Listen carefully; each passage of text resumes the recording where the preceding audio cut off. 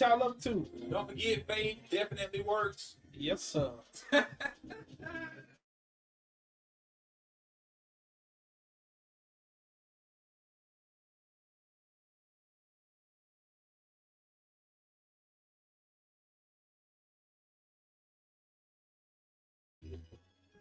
The dock of the berry, the sweet of the sweet. What are you talking about?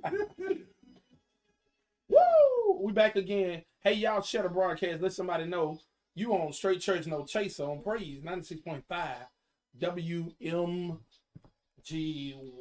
I tried to do it. I couldn't. Let me throw no gang signs. I couldn't figure up a G. Have people pulling up on us.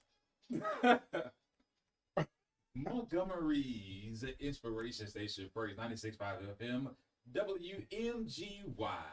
We're now 6 minutes past the 3 o'clock hour. It's 3:06 here in the capital city. The temperature is set at about 69 degrees on this sunny and splendiferous Friday afternoon.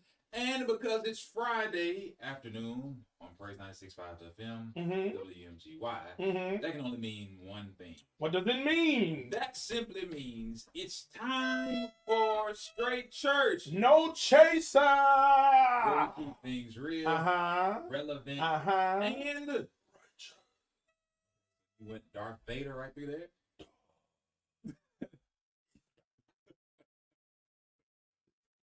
I need to get some oil for you. Dog, If you don't need it, because I get it now. If you're going to get the oil, it must be canola.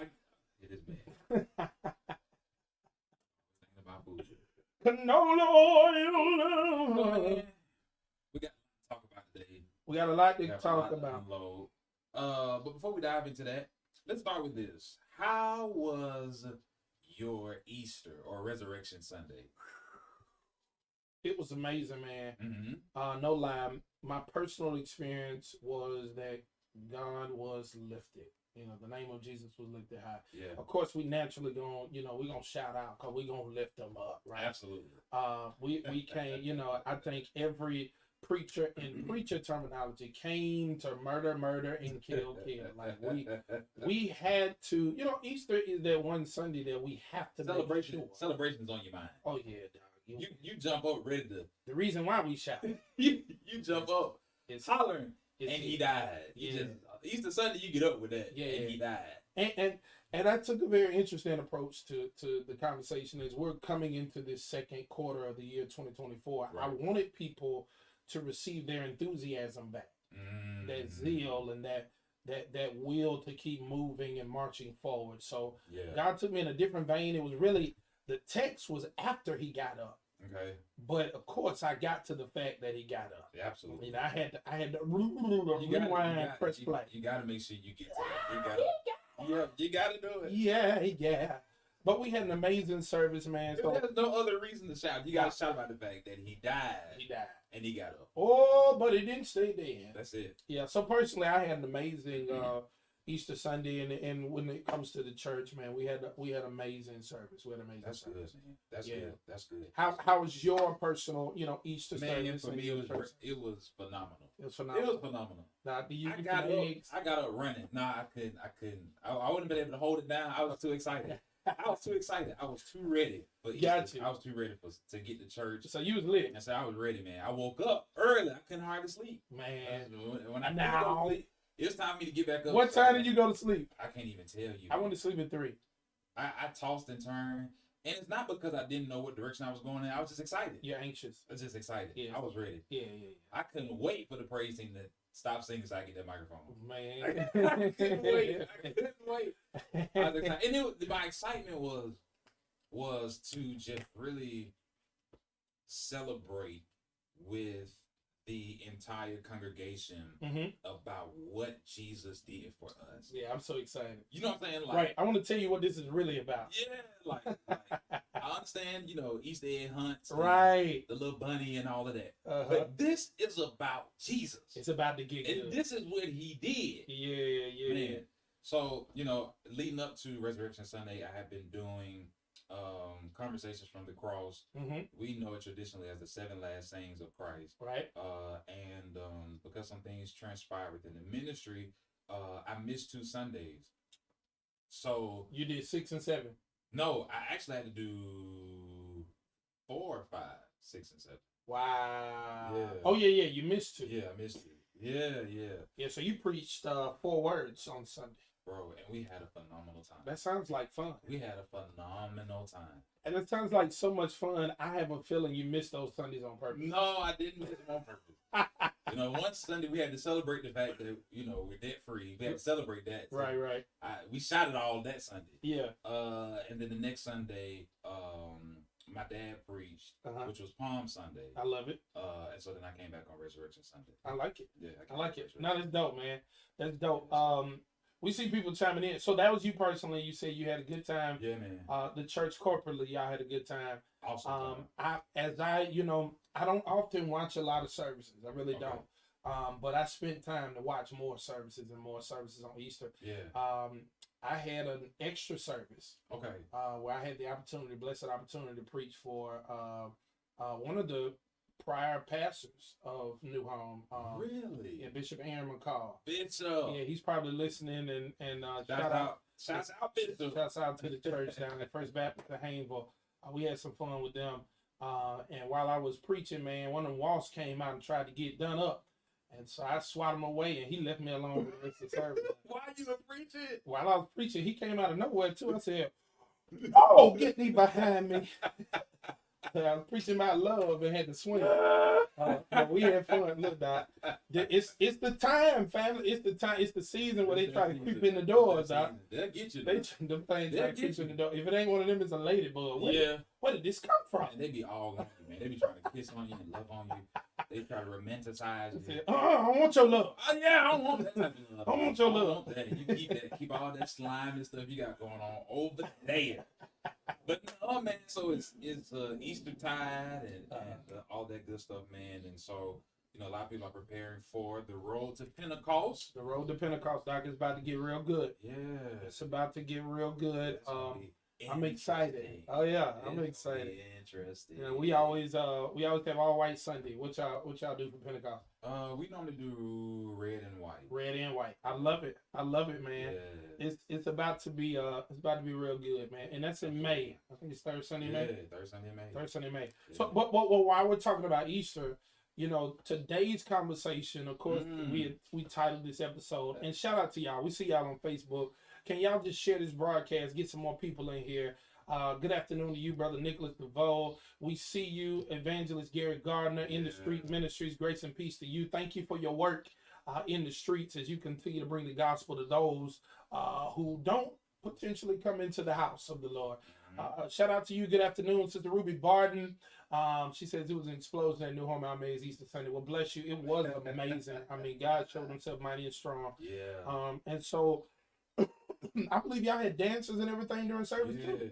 Right, because I saw lady Altania. She was dancing. My wife was dancing. I saw her teaching the dance. She put the mic down. My Lord. So she could pick the flag up. Well, show out then. Praise him with the Timberland flag. And we had some of my baby cousins up there. It was just phenomenal to see, man. I love it. It's phenomenal. No, it's an amazing time to give your children an opportunity to minister in whatever their art is, right? And it's a great opportunity for young people to see other young people like really involved in the flow of service. Absolutely. You know what I'm saying? And so it's an opportunity for you to show them that there is a place for you here within the ministry. Right. You know what I'm saying? And so it's just a beautiful thing to see, man. It's a beautiful thing to see. Yeah. And I think one of the blessings too about Easter is a lot of times you have whole families that go. True. You know what I'm saying? And so a lot of people criticize folks because they only come, Christmas, Mother's Day, and Easter, CMEs as they call them. No disrespect to our CME brothers and sisters, but said not the Christian method. Yeah. Right. But those who come on Christmas, Mother's Day, and Easter. Right. And to be honest, like we legit, I know I come from a space, and I think we were kind of talking about it last week. We come from a space where we're not judging anything of this sort, but it's necessary for us to talk about how do we get them to come back. Yeah, that's going to lead us to our conversation. Yeah, many of them came to service. How do we get people to come back? It's the first Easter fully removed from the pandemic. And I believe, a lot of churches had tons of visitors. Yeah. And so it's going to be good for us to talk about that. Even if we're just debriefing for everyone about your Easter service, what things could be done for us to make sure that we get it right this Sunday or next year Easter, so that we'll be able to bring in more people, not just for the pews, but to Christ. Amen. You know something interesting I thought this year? There were quite a few churches that had like plays or skits or programs and stuff during the actual service. Absolutely. And the pastor didn't preach. So I saw quite a few churches where the pastor didn't preach. I let them have that. That's bless you. God bless you. Yeah. No. No. Wait a minute. No knock on y'all. I think that's beautiful. And I think that's amazing if your young people did so well at showing and demonstrating the gospel that there was no need. Maybe the spirit was full, maybe it was time, I don't know. But if that really translated and ministered to your people, then that's a blessing. The ones I saw looked like it was playing. I just believe it was a lot. It was playing, but they're not the preach. Yeah, it was a lot. Kids have it this Sunday. Yeah. So was that a plane? A plane inside of this? Was that what it was? It sounded like it was a plane going over the building. Really? It sounded like it was coming through my ears. That wasn't anything that was here. Oh, I don't know. But so there was a lot that happened that Sunday. You know what I'm saying? It was all in one day that they realized that Jesus Christ was no longer in the tomb. It was all in that one day that the women carried that gospel to the disciples. It was all in that one day that the disciples were locked up because they were scared of what people would do to them, right? And Jesus appeared unto them. So it's a lot that happened that Sunday. And I will say this, while we are being cognizant of time, I do believe that it's necessary for us to have different ways of allowing people to see and or hear the gospel, but there is always a necessity to make sure that the word is shared. And I ain't talking about just preaching. Right. If the word was shared through that, scene, through that play, then that's a blessing. Yeah, absolutely. That's a blessing. There's always ways that you can communicate the gospel that will be palatable for people to receive, right? Things of that nature. But I do think it's important though that, especially on Resurrection Sunday, that we make sure that it's clearly understood the why. You know what I'm saying? Why we are celebrating this moment. That day matters so much, Doc, that we baptize. I moved baptism from 4th Sunday to Easter Sunday. Really? Yeah. Just for that reason. That's a blessing. Like, this is the day he got up. Yeah. So why not go down and come up? Yeah. On this day. Man, you about to don't make me run. We had fun. I don't want to run right now. Don't make me run. Yeah, God showed himself strong. Shout out to y'all. We see y'all still jumping in on Facebook. Y'all share the broadcast, get some more people in. We hear y'all in Radio Land. We thank God for each and every one of you. What's up to you, our cousin, Sister Vivian Crosby? We see you. Good afternoon, Sister Elizabeth Williams. Music Child Penn. Good evening, brother. Our young people raised them up on He Is Risen. It was phenomenal. Yeah, they did an amazing job. Blue Angel. Great things too. Yeah, man. Okay. And so one of the things that I'm real big on is making sure that everyone has the opportunity to be a part. Yeah. So one of the things that we moved away from is having all of the during the week rehearsals and things of that nature. And I told them, you got all of these babies here on Sunday. Yeah. You start working with them on Sundays. Yeah. During children's church, things of that nature, you give them a better opportunity of having more practices so they can really get to know it. Yeah. They can do more dances or choreography that might be a little more difficult. Right. And they'll get it down pat and make it happen. And, some way through there, a lot of our young adults remember that they used to dance. So it went from the kids to the young adults and the kids at the same time. That's so it was phenomenal. It was amazing. That's amazing. Phenomenal. That's phenomenal. Absolutely. Yeah. Good afternoon, Sister Jacqueline James. So we're going to dive in, man, because there's some things that we have to just talk about. Yeah, Doc. Right? Yeah. What do we do to make sure that individuals, to give them even the desire to come back? After Easter service, there's many people who tried a church out. Yeah. What do we do to connect with them in that moment? And what kind of atmospheres did we set to make sure that they'd even desire to come back? Man. How much love did we give them? Woo! You know, how much of Christ did we exude on Easter Sunday, Resurrection Sunday, for someone who's mad somewhere? How did we from the parking all the way through? How did we help them get over their hurt? Yeah, man, we got a lot to talk about. We gotta get these commercial breaks in, but we're gonna die. You like alliterations now. I'm saying this. You know, I'm just working on a little bit. Yo, you in there? Working on a little bit here and there. The young folks say you in there, yeah. I feel like every month it's a new phrase. Right. You know what I'm saying? It's always like when we were in school, like high school, junior high, we keep up. Mm-hmm. But not no more, dog. Post high school, it's like, I just understood what this meant. Yeah, Pastor, you gotta understand. Oh, some new words. See, can we just agree to let this just be the word? Bro, like churches do. This is gonna be our word for the year. Right. I had to stop saying crunk because I said crunk a few weeks ago, and I was like, yeah, that's not even a word they use it. Yeah. But we're gonna talk about this when we get back. We're going to commercial break. Y'all keep it locked. This is Praise 96.5 FM WMGY. So what's that? You do is Smith of Atlanta, Georgia. Check out Straight Church, No Chaser. Peace. Your health is your wealth. Your health is your wealth. Your health is your wealth. We need you to bring your family and your friends to the Health and Wealth City Fest, Sunday, April 7th, from 12 noon to 4 p.m. on the grounds of Faith Church for free food, free service, live music, activities for the kids, and exercise demonstration. Faith Church is located at 1931 Highland Avenue, where Bishop Frederick Hardy is pastor. And remember, your health is your wealth. Remember when we all wanted to grow up? Well, most of us have, but as we have grown older, our bodies have changed. Our hearing faded a bit. Our stride became a little slower and shorter. And yes, our eyes may begin to dim a bit. That's okay. Remember when our mothers told us that we only had one body and we had to take care of it? That's still true today. When it comes to your eyes, iTech, the Institute for Total Eye Care, wants to be your partner. They want to go on this journey with you. It's important to get a regular eye health exam for early prevention of any issues that might result in aging. For over 30 years, families in the River region have trusted iTech for professional, reliable, and affordable eye care. Make an appointment now to make sure that you are protecting your most important sense, your eyesight. iTech, Alabama's premier medical and eye care facility located on Carmichael Court North, next to the Cancer Center in Montgomery, and on US 231 in Wetumpka. iTech, for the only eyes you'll ever have. Hey family, this is Pastor Libby Walker Jr., your station manager. Your church's upcoming events are important to us and the community.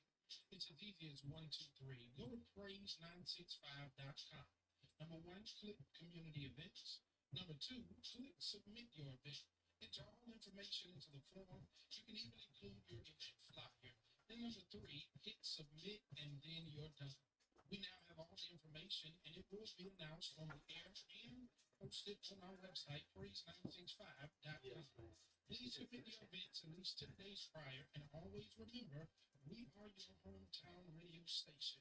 We are Praise 96.5 WMGY. Bishop Timothy O. Johnson, pastor of Greater Bible Way Temple, please join us on Praise 96.5. All right, family. So what are y'all doing? How are you doing? Sidney Williams, good afternoon to you. He said, good afternoon, gentlemen. Keep giving God the glory and the praise. Bless you, brother. What's up, D? That's all we know how to do. That's one of your deacons. Sidney Williams. He's a deacon at Macedonia. Oh, well, that means he know a good hymn. But we know him as also is at McKee. He kept out of a lot of trouble. Oh, so you getting in trouble at McKee. Hey, we're not going to talk about that. Yeah. Tell me something good. Sister Dorothy Cruz, awesome job you're doing for the Lord, you guys. Bless you, Sister Cruz. We pray that all is well with you.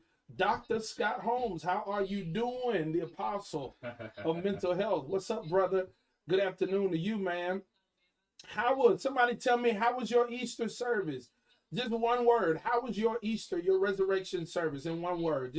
Well, I ain't going to say one word. Some of y'all going to want to say something more. I can just hear Dr. Scott Holmes saying Holy Ghost filled, and that's more than one word. So how was your Easter service? What's up to you, Brother Penn, man? We pray you doing well. He said, what up, Pastor Trey and Pastor Lee? What's going on, man? Sister Dupree said she doing the prayer day, and they said, hey, go for it. Go for it. We're going to have a senior praise team, praise down. Go for it. Hey, I'm with it. Yes, Lord.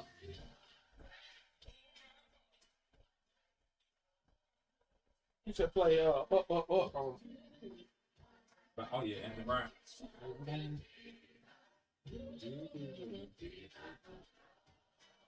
It was awesome. I love it. I love it. Daisha, what's up, sis? How you doing? We saw Niece did her dance at Easter service. She did an amazing job. We chilling. How was your Easter service? Come on, somebody help me. How was your Easter service? Ooh. Now, Venetra, Pastor, you know you preach. When you said Friday don't last always, Sunday is coming. Been sticking with me all week, man. Praise the Lord. Praise the Lord. That was one of the points, Doc, that the disciples had lost their enthusiasm because they were too focused on Friday. Wow. They forgot that Sunday was coming. Bro, that thing tore me up in my study, Doc. Woo! Every time something mess with me, Venetia, anybody else, every time something mess with me, I'll be like, that's Friday. Sunday coming. But Sunday coming. Lord have mercy. Lord have mercy. He said it 3 days. 3 days, bro. He told us. That's all it takes, 3 days, Doc. 3.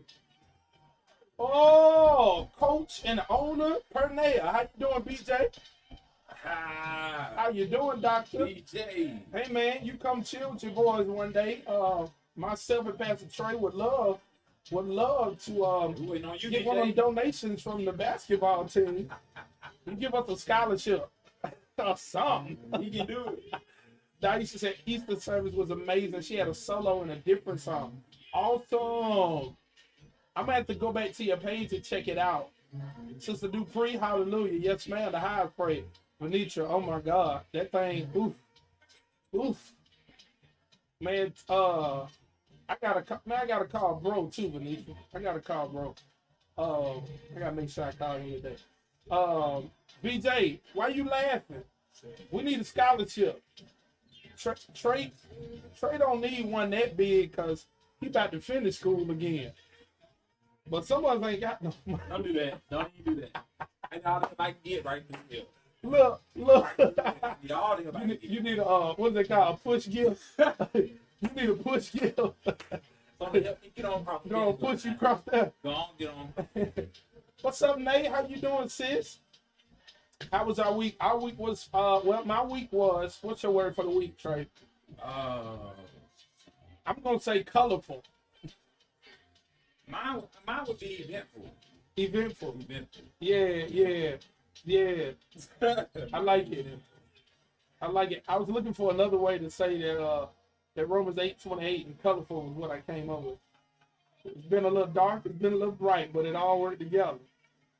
It worked out It all makes right. something beautiful, just colorful. What? Give me one word for your week, everybody listening. Give me one word for your week. I'd love to hear it. We got a special guest coming in today. Big Sis is gonna help us talk about this thing. I'm excited about her jumping in, and we're gonna have some fun. My eyesight is getting worse, or did we redecorate the studio? Sis, we got a whole new studio in here. Do y'all like the studio or no? Good. Man, we having fun up in here. Still got more work to do. Got some more to do.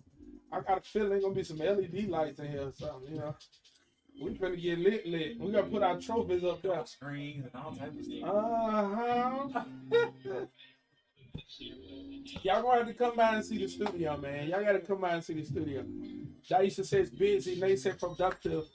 You like it? You like it, Venetia? I love it. You like it, Nate? I love it. Kalia, how you doing, Sister Tolliver? Pray you're having a great day. We got a special guest coming in. We're excited about it. So I want you all to stay tuned. Wait a minute, I can't see colors no more. Except purple. For real, since you can't see no We color about to but go on purple. the air right now. for It's the next it's segment, so it's right? gray. It's gray All right. with black and purple all around. I kept looking at your purple cap on your mic pad. You like the purple cap? This the wrong color purple though. This the Barney purple right here. I love you. Montgomery's Inspiration Station, Praise 96.5 FM, WMGY. Yeah. It's 3:31 right here in the capital city. Locked in with yours, true, the Crown Prince, Pastor Trey. And your boy, Pastor Lee B. This is Straight Church. No chaser. Where we keep things real, Uh-huh. relevant, Yeah. and Righteous. And listen, before we dive into the conversation, we have to do this. We got to take time to shout out our sponsors. Mm-hmm. We are so grateful and thankful to God for our sponsors, starting with our A1s since day one. Who it be? The Loving Teddy Bear Foundation. I hear you, dog. Oh. You had a little singing in your It's you all had a little singing Don't in do your that. voice. Don't do it. Come on, man. Yeah. Don't do it. Don't do it. Don't do it. A little singing in your voice. The Loving Teddy Bear Foundation. It's founded by our big sis, Tyranisha Marlowe, Shout and Mama Sonia Mills McCall. The focus of the Loving Teddy Bear Foundation is mental health awareness with a concentration on suicide prevention. Mm-hmm. This foundation is a tribute to the life and memory of Brother Colin Connor. To learn more about his story and the Loving Teddy Bear Foundation, head over to their website, which is lovingteddybear.com. Yeah. And if you would like to make a donation to this awesome and amazing foundation, you may do so again on their website or on Cash App. Their cash tag is $. Loving TB Foundation. That's $. Loving TB Foundation. Also, we got to shout out Shout them out. the Wellness Coalition. Who it be? Working together Uh-huh. to improve health and access for all. It is the Wellness Coalition. So, major shouts out again to the Wellness Coalition and the Loving Teddy Bear Foundation. We're grateful to God for our sponsors. All right, fam. We have a very, very, very, very, very special guest. Well, she's not a guest because she's been on the show. She been here before, So but she's you know, our big sis. she big sis. And You know. she stirred the pot heavily the last time. She likes doing that. Yeah, she stirred the pot. She likes I stirring mean, up the pot. she kind of knocked the pot over a little bit. But we thank God for her. Yeah. Yeah, she definitely gives us words of wisdom, and gives us a different perspective on whatever it is that we might be talking about. We had to run it. Yeah, we had to run it back. She's back. Go ahead. Go ahead. She's tell back. So this is our big sister. Tell them who she be. She's an amazing woman of God. She does a lot. Well, I'm gonna let you. She won't tell y'all where she go to church, but she goes to House of Hope, Atlanta, under the leadership of someone I call affectionately Bishop E. Dewey Smith. Yeah. And she's gonna have this conversation with us about this post-Easter Sunday. You know, the Sunday after Easter, and just some of the things that we might have needed to do or that we did do, and how we can make sure that if there were potentially some CMEs at our service, that they'll actually come back again. Y'all, get close, lean in real fast. On Facebook, throw some hearts on the screen. We're bringing her in now. It's the voice of our big sis, Laria Reed. Woo.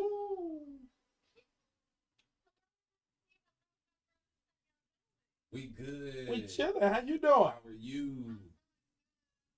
Okay. Wonderful introduction. Absolutely. Yes, ma'am. Absolutely. We know you about to help us. Oh my goodness. I hope that I can. So we want to start Oh, here. we know that you can. Look, for sure. Yeah, we know that you can. We want to start here. Like, how was your Easter Sunday? It was awesome. Our Sunday at the House of Atlanta was really good. We normally do one in-person worship service on Sundays, but we did two, which was really good. And thank God for our pastor. Of course, you all said his name, Dr. E. Dewey Smith Jr. Look, he gets so excited. He gets so excited, man. He the GOAT, man. He the GOAT. He is.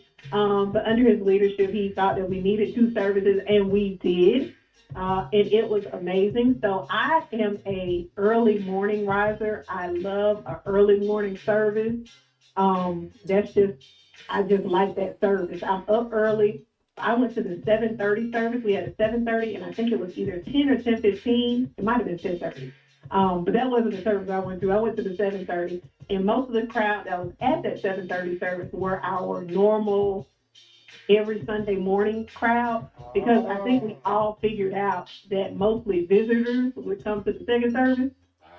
That was really what happened. So it was full. It wasn't packed out at our 7:30, but it was very full at the 7:30 worship. But the 10 o'clock was like, I mean, overflow on top of another overflow, people everywhere. I was still there in between services, and I was sitting in my car and I was watching people go into church, and I didn't know half of those people that were going. Wow. That visitors were coming. And that's one of my pet peeves is when we have new people come to church or people that we haven't seen in a while. Sometimes in the church we don't do a good job of being, just, hey, it's so good to see you, instead of, where you been? Seen you in forever. So it was good to see so many new people, so many new faces, and I enjoyed my Easter. How about Easter? So it was dope. Like we were kind of talking about that. We had some great Easter services. Phenomenal. But I gotta ask you a question, because you're a PK, and so do you think it was just kind of like because you're a church kid and y'all maybe have a bunch of church babies that y'all came that early? I mean, do you think that visitors would actually come that early? Yeah, because, and I'm going to tell you why. Professional people like waking up, going on, getting in, getting what they really, see as a priority. The earlier, the better. And we like to come in, get things done, so I can go ahead on and do whatever else I need to do for the day, and have the rest of my day to do whatever. So if I go to a 7:30 service, I'm out by 9. I can go to brunch. I can go get dinner ready. I can go and, do whatever else I need to do. And so I believe there's a business professional group of people that we miss out on at a church service when we don't have an earlier service. Wow. Oh, go ahead. No. Go ahead. Finish it. But I was going to say, if you look even into millionaire status and people who are business, they wake up earlier. They're ready to get their day going. You're already up. You're ready to go. Now I can go to the golf course. Now I can fly out. Now I can, you know what I'm saying? I think that sometimes in the church we miss that group, and it's a group that's there. If you'll see it. Do you think some pastors wait until they start seeing it before they offer it, or is it one of those things you have to just trust God and go ahead and make the move, offer that type of service? If of course, if you have the resources to do so, and just trust God that if you step out there and make that move, that the people will show up. So do you think it's one of those things like some pastors wait until they see it before they start making adjustments, or do you think it's one of those things where pastors should just step out there if they can do it? Well, I think that you have to know the heartbeat of your church and kind of what you got. And that can be done through surveys. You could say, if... You said a bad word. You said a bad word. Surveys? We're going to ask the folk what they think? Oh, right. Maria. Right. Come on, sis. We going to ask the people what they think? What they do that at? We're collecting data. We want to know what you're thinking. If we had this worship service, and you can even do it once a month and see how it pans out. You don't have to commit to it. Like we're going to do this. But see, at House of Hope Atlanta before the pandemic, we had a 7:30 service because you're in the Atlanta area. And this is the other thing. You've got to look at your area. So, people want to go to the football games. The Falcons are really big. And, if you got church at 10 o'clock and the Falcons coming on at 10 and I'm trying to tailgate, if you don't catch me if I can't come to church at 7:30, I'm not coming. Dang. Football season kind of determines a lot of that as well. So I just think you got to know the area and know the people that are in your area and see, because it might not be for every area. It might not be, but if you're in Atlanta, the brunch capital of the world, you better have an earlier service because 10 o'clock. People want to go to brunch. I like it. Now, and how much consideration do you give to your volunteers? Right. Are you asking me or? I'm asking you. And that's another thing that we can talk about. You have to build up that team to find out who you can have there to assist for those extra services as well. So that's why I said you really got to know the heartbeat and what you got before you start making all these decisions, because it sounds good, but if there's nobody there to greet people and work and be there, then yeah. I like it. That's something. I want to ask you this though, real quickly, before we dive into the heartbeat of this conversation, because I know you got a well of wisdom, a reservoir of wisdom that you can unleash. I want to ask you this though: how can pastors and church leadership go about really building and cultivating that team, like having greeters and ushers and things of that nature? Because that is vitally important to a person's experience at a ministry, like not just having volunteers, but having the right volunteers in the right places and the right positions are extremely important. So what are some tips that you would throw out that would be beneficial for pastors and church leaders to help cultivate and build that volunteer team? Yeah, well, and I really love ministry. Thank you so much for asking that question. So when people join our churches, we really have to be intentional about helping them find out what their giftings are and putting them in the right place so that they can serve in the right place. And then having the ministry leader that's excited about whatever it is that they're doing. So and I guess it's kind of like sports. It's like playing basketball. You throw on the ball, it's like, okay, we got the ball down the court. We got the person say they're in the church, they accepted Christ. Now I've got to throw it off to discipleship so that they can get them in their spiritual gifting. Okay, so once we get them there, okay, now I've got to throw it off to the ministries. Okay, this is where they're the strongest in. Hey, where do you want to go and what do you want to serve in? And then having that excited leader that can keep them excited about being in the ministry, not overwork them, but help them to cultivate what it is that they're in. And a lot of times in our churches, somebody drops the ball where it doesn't continue, or even the person may drop the ball and just not come back after a certain, point. Because sometimes it's not always the church's fault, because, individuals are involved as well. But we have to do a better job of making sure that we connect the dots so that people will want to be involved in ministry and that we're excited about them serving in ministry as well. I love it. That's solid. Yeah, that's solid. I love it.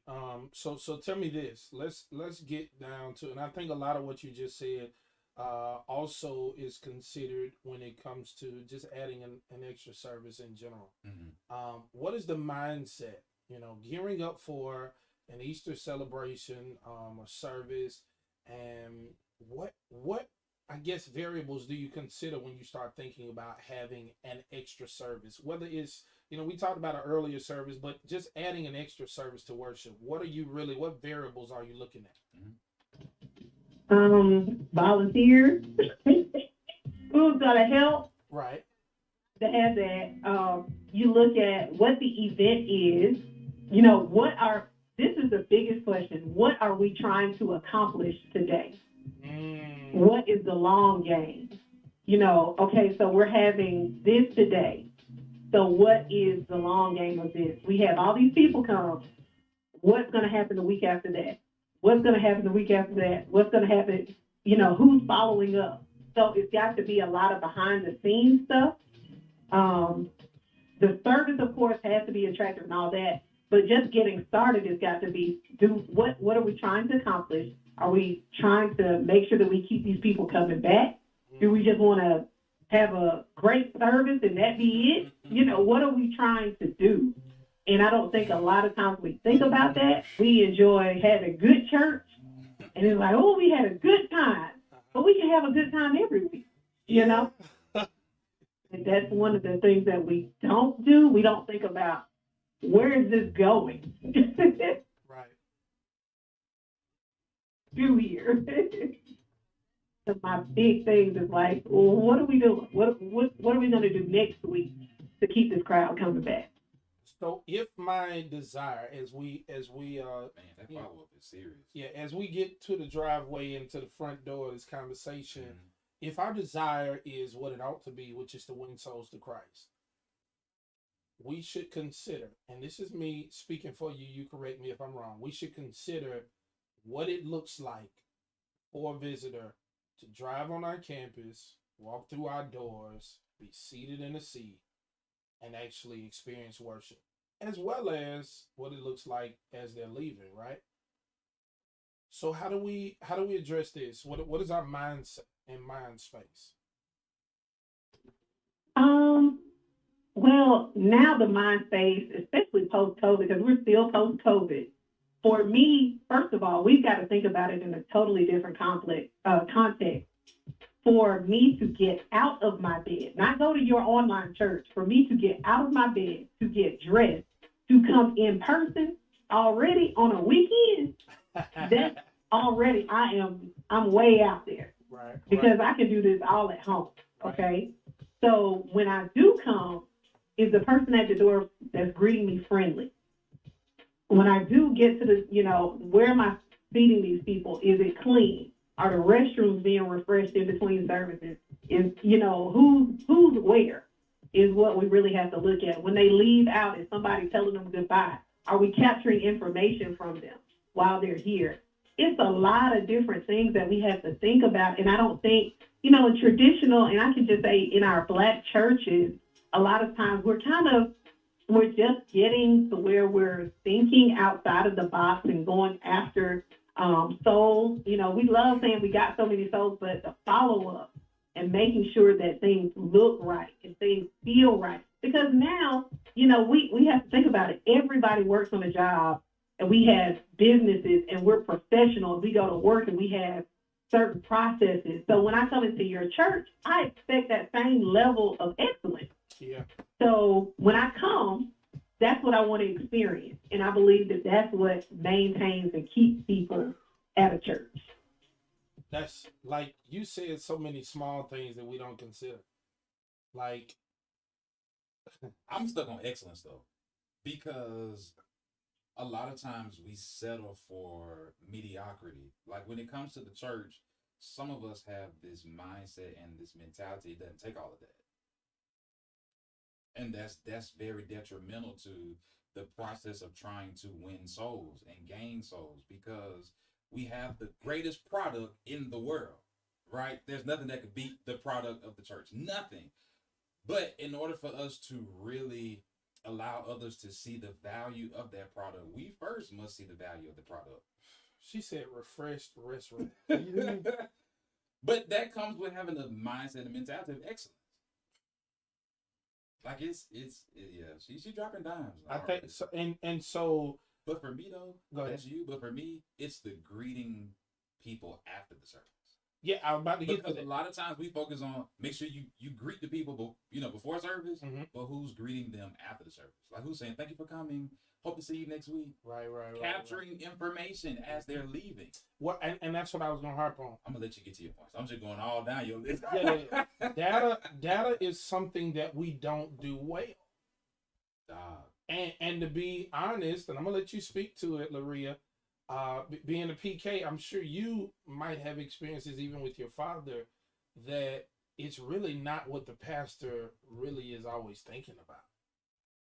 Yeah, that is very true, because and I always tell people in ministry, even the people in the women's ministry that I oversee, I'm always like, we have to, and my brain is moving faster than my mouth. We have to think for you guys in my area.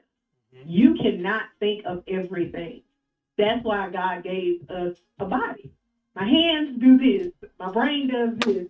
All of us are a part to look at different things in different ways so that we can maximize whatever it is we're trying to do. But if you take it on as, and I can even say this to even pastors sometimes, this is your thing, then you shut me down. So now, I can't offer a suggestion for certain things. And this is the other thing on our part as people within the church. If I'm offering something, God's given me the vision of how to do it, so I can do it. If I say, Pastor, it looks like you don't have any towels every Sunday. That means the Lord's putting on my heart that I need to be the person to make sure you got one. You know what I'm saying? Right. But we don't like to do that. We like to offer suggestions and then just leave. No. Oh, If you see, we need QR codes in the church. We need somebody who's going to get this data. I might not be able to do it for so-and-so. Let me get with her so she can do this. And let me take this plan to pastor to show him what we can do to make the church better. Because it's not just the pastor's church. It's ours. This is ours. This is what I'm a part of. And we have to take ownership of that so that we can see what you all can't see, because you're focused on budgets and preaching and teaching. Somebody that died, you got to do a burial and a wedding in the same day. You got all kinds of stuff. Y'all's brains are all over the place. So for you to sit down and have to go through every little thing is too much when you got people in the church that can help you think and think of processes and think in administrative ways who are gifted to do that. So that's what I try to be in my area, is make sure I focus, and if I see something, I can help fix it on the back end without even going to the pastor. If it's something need to be vacuumed, I can say, hey guys, we need a vacuum over here. Can I get one real quick? And just get it done.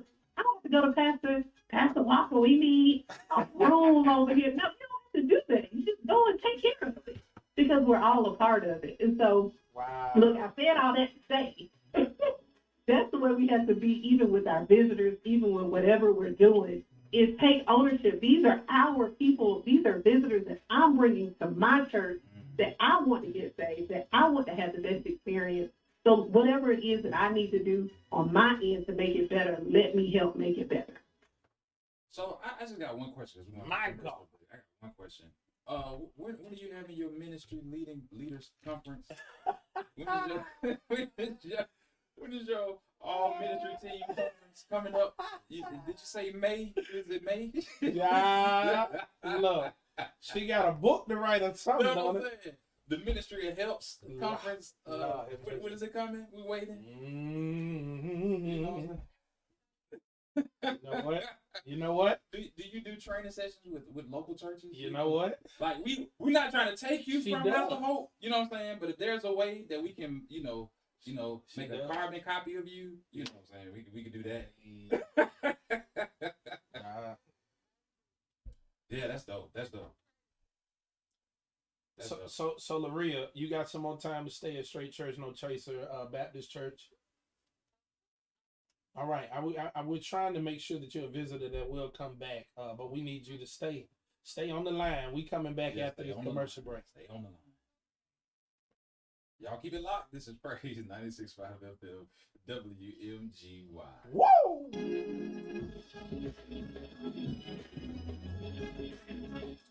Are y'all getting what you need? Can y'all put some hearts on the screen? Big Sis is dropping dimes. She's dropping wisdom. And the truth is, I want y'all to get this from us here at Straight Church No Chaser. It does no good to the kingdom of God if only one church gets it. So all of us need to get this information. All of us need to start paying more attention to what it is that God has called us to. I'm hearing intentionality. I'm literally hearing her say in so many words, everyone should be thinking the same thing. There should be one mission, and everyone be thinking the exact same thing. If your desire is to save souls, if that's your church, you ought to be on it. So we see y'all in here. You taking notes. Good afternoon to you. What's up, Dr. Diana Gray? How are you doing? Mercy D, good afternoon to you. I see y'all in here. We must connect the dots. We must. Taking notes. Sister Williams, bless you. Daisha Parker dropping gems left and right. Absolutely. That's how she does every time she on here. This is great information. Bless you, Pastor and First Lady Myron Cynthia Smoke. Willie Reed. How are you, Doc? He said Laria Reed. That was good. I wonder, is that Laria brother? I can't even see it in the picture. But I'm hoping y'all are getting these notes. This is good information, not just for this Sunday, not just for Easter Sunday, but this is stuff we ought to be doing every Sunday. If we would just simply be more intentional during our worship settings, if we, as those who are parishioners, would help the pastor think, my Lord, today, what a world of a difference we can make. We got to always think of that one mission, that one goal. And so I'm excited about how this is gonna work for all of us. Really, I am. I'm excited about how it's gonna work for all of us as we continue to move forward. What is that? Is that my song? That's your song, dog. Oh, bro, turn that up. Live in love. How can you, Joseph, love you like Joseph every time? Do you believe in love? Yeah, yeah. Ooh, yeah. I wanna love you tonight. I need another best over there. Every time this song come on, Hey, you start it just come out of you. I get crunk every time, dog. That pent up R&B thing. Every time, dog. come out. I told you I'm gonna be on tour. Ooh. Hallelujah.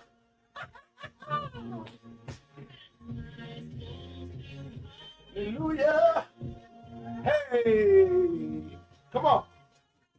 You live in love and power that give.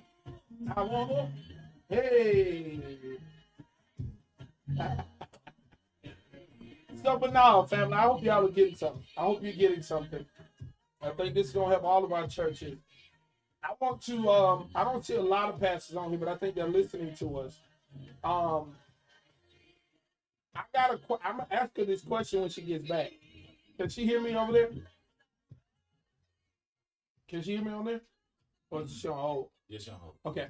I'm gonna ask her this question when she gets back because I heard someone in the back of the room on the other side, and your question was, why does the data matter?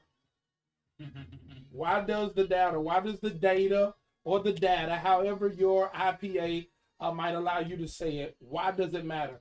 There's some who would say, we ain't worried about number. I think there's a reason that she Your has voice changed when you said that. I just heard a deacon saying it. When I said it. I don't even know the deacon, but I just, I mean, a lot of our philosophies and our Don't even get me started. ability to over spiritualize things messes up our ability to actually do what God's called us to do in the best way possible. That's crazy. You know what I mean? Man. Like we over spiritualize everything. And when it comes down to making sure that we're actually being effective, there are people that will over spiritual. Because if you start doing that, then you're going to all be focused on numbers. No. We're focused on being effective. And efficient. Yeah, I want to know, how effective we were this Sunday because it will cause us to be even more on task next Sunday Absolutely. to make sure that we're more effective. If we're not that time, then maybe we need to switch around because we have a goal. Yep. I'm gonna let her speak to it because it's the way Laria says it. It always sounds better. All right. It always sounds better. Man, you got a different type of glare. Do you see it? I'm gonna try to let me try to move and see if I can get it off. Look now. Check now. I think it's This one. is that better? I'm fine. I was trying to get the shadow of the Oh, the mic. system and stuff off. The mic. Yeah. But you got this all on your face. Man, I was trying to get out your way. I was trying to push it back. It busting that wall wide open. I know, right? You got it lit up back there. Sister Spivey, we tend to not worry about what we don't understand. She always come with the gems too. Even the church has to embrace technology and the tools God has given us. Absolutely. I think it matters. It's crazy, bro, because everything is not for the world, but the world will use it if we don't take advantage. The world is using it because they seek to understand it. That's And I'm with Sister Spivey here. That's crazy. Yeah. We're just not. And like you said, even the statement you made, which is so true, a survey, like, isn't it crazy But that that's a cuss word to some people now. right? Isn't it crazy that a leader would want to move forward and do something and want full support, but won't ask what the No people consideration. like, what they think, what they want, like what time is best for y'all? Right. Lord Right. mercy. Yeah, so me not know. Me not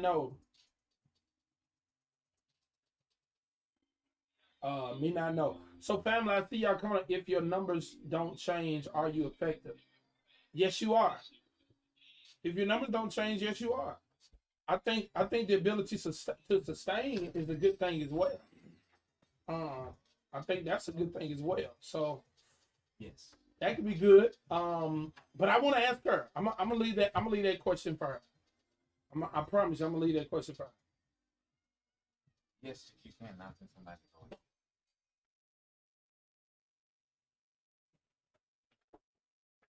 We about to get back on the L family.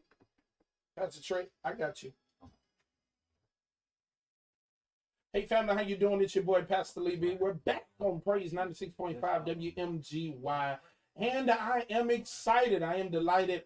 My brother had to run for a second, but we're still here. And we have Sister Loria Reed. She's still on the phone. I'm about to bring her back in because she has more to share with us. Give me 1 second.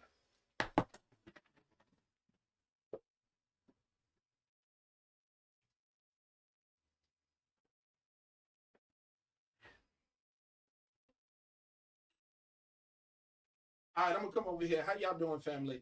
Look, we back on the air, and I want you to know that we got more to share with you. Now, we're talking about church, and we're talking about what we can do to make sure that we legitimately are doing our best to retain some of those visitors, to bring back some of the people who came to worship with us, to make sure simply that God is getting his best out of us in those moments. I'm gonna wait for Sister Loria to call back. Having some complications over here. We're gonna wait for her to call back, and we're gonna make sure she can jump back on the air and we can get back into the conversation. I got a question for most of you. We asked about how was your Easter service. We asked about how was your week going. I got a question. What are you eating today? Facebook, I see y'all. Y'all out there. Maybe you ain't cooking on a Friday. Maybe you are. I don't know. Have you considered what you're going to eat today? I want to invite you to something that's going on. I think our sister's back. Hold on 1 second. Caller, you on the line. Sister Loria, are you back? You back on the air right now with me and our people. So you're good. We got a few questions for you because you've already been blessing us in such a major way. One of the questions I had for you was simply, why do we do the data? I mean, does it really matter? You know, we have people in our churches who would over spiritualize this conversation and simply make the statement, let's not get into all these numbers because it ain't about numbers, it's about ministry. What do you say? It's about numbers and ministry. And are you asking the right questions in your data to get what you need is what we have to ask.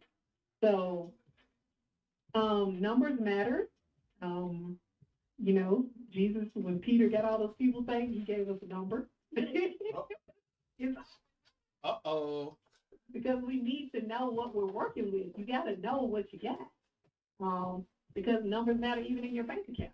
You know, what do you have? We just gonna be out here just living it up. You know, having a good time. But if you don't know the number, you're gonna be in trouble, right? So numbers do matter. Ministry does matter as well, and I think they have to be balanced together. So, what was I about to say? Look, I didn't lost my train of thought. What was the question? Yeah, the data.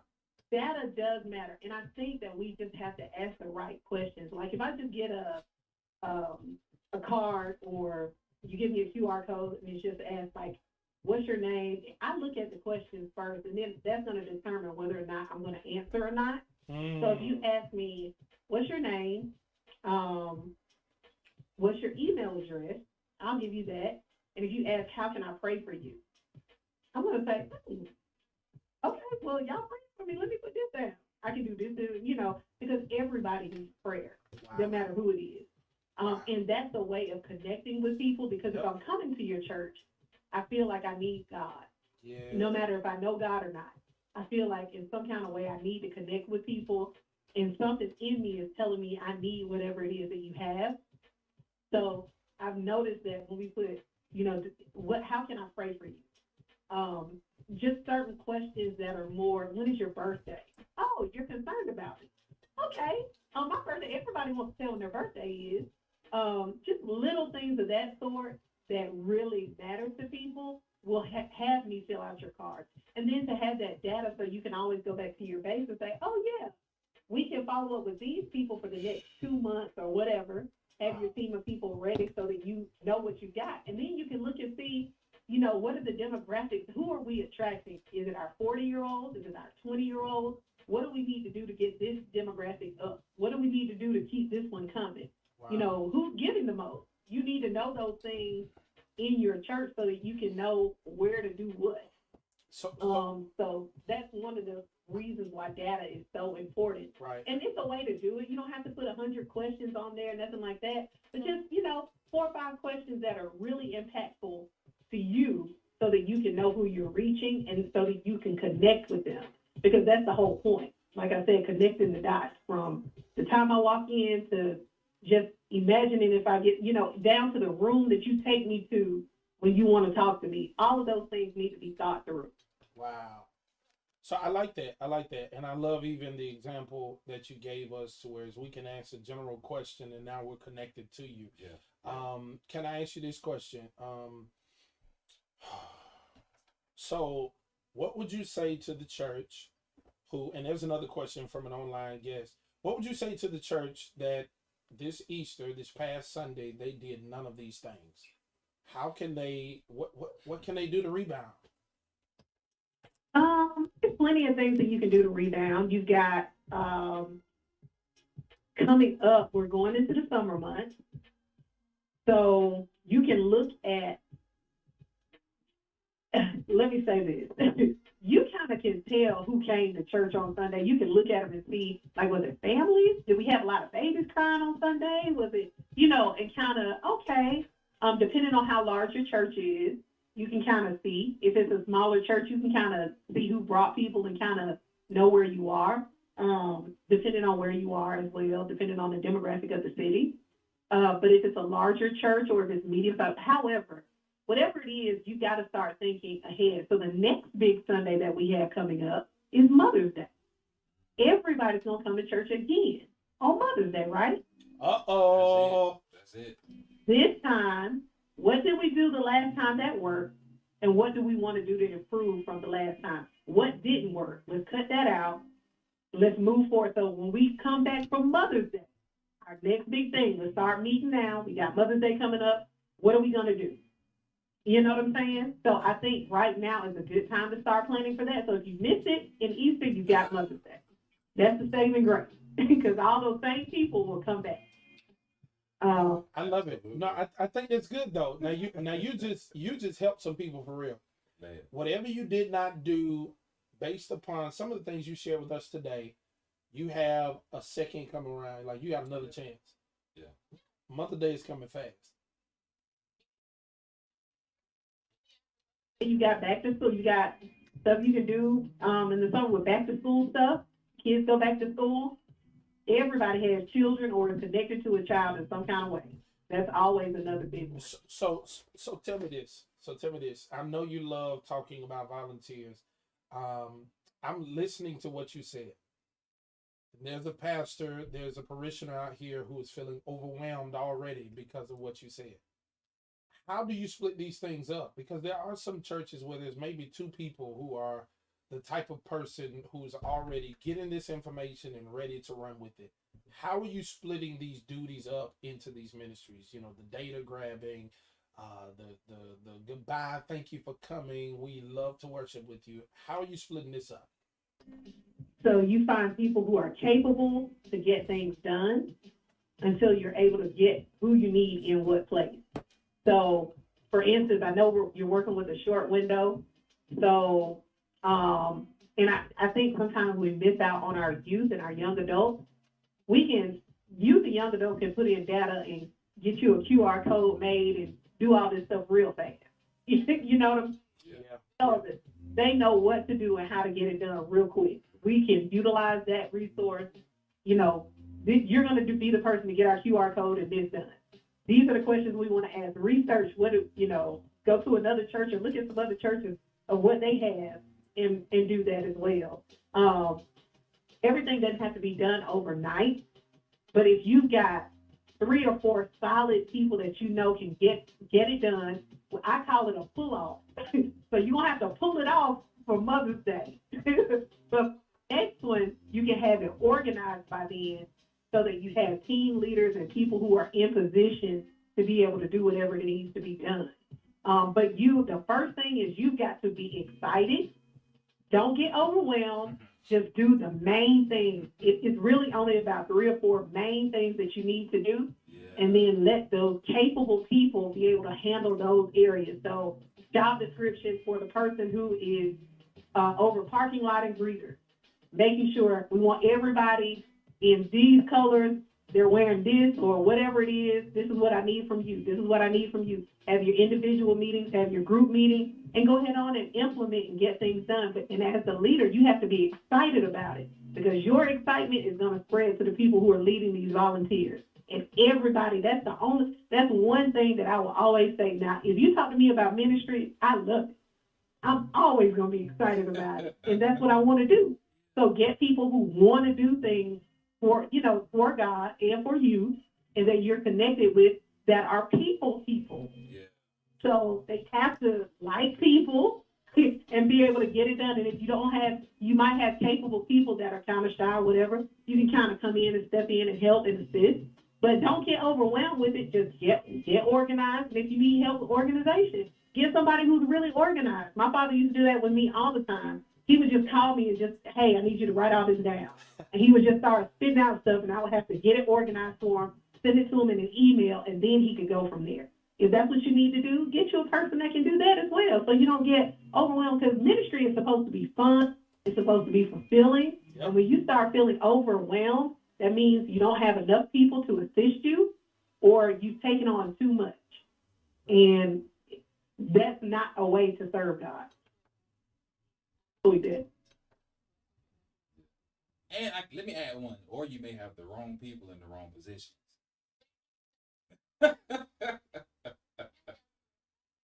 Third is execution. And I always tell people, even in the ministry that I oversee, do not volunteer for something that you know you're not going to be here for.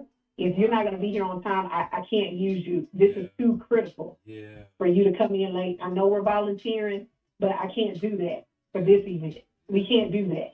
If the call time is 7:30, I need you here in place at 7:30.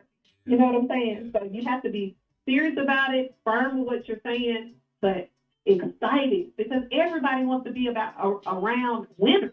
Yeah. That's the reason why we joined y'all churches. Yeah. Because we feel like you're a winner. So we want to win too. We want our churches. People want to go around and brag and say they go to your church. Yeah. You know? Yeah. Team. That's big. That's big. I want to ask you this question though. How important is it to have an event or program debrief?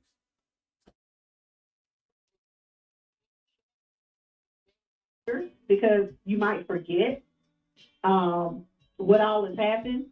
After a week, sometimes it's like, oh, we're so tired, and you are, and I get it.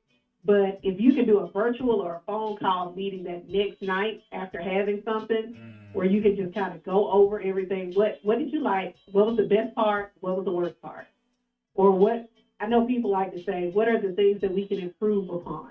We don't have to say the worst, but what can we improve on it to make it better? That really helps, because you're creating a database of what not to do for other things. Wow. And I don't think that we do that enough.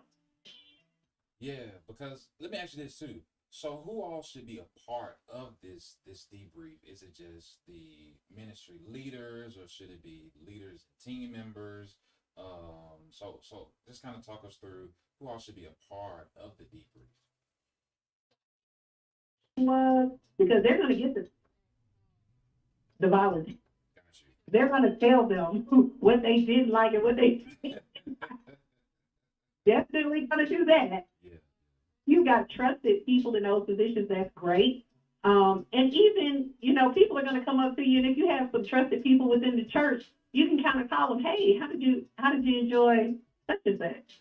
And then tell them, it's always good for a pastor to have 2 or 3 people in the church that may just be a lay person, not even a leader. And you can just ask them, how did you feel about that? Especially, and I love talking to people who are in business, about how they experienced an event because they've been to many excellent events. So if I talk to you and you're a CEO of some company, you've been to a lot of stuff.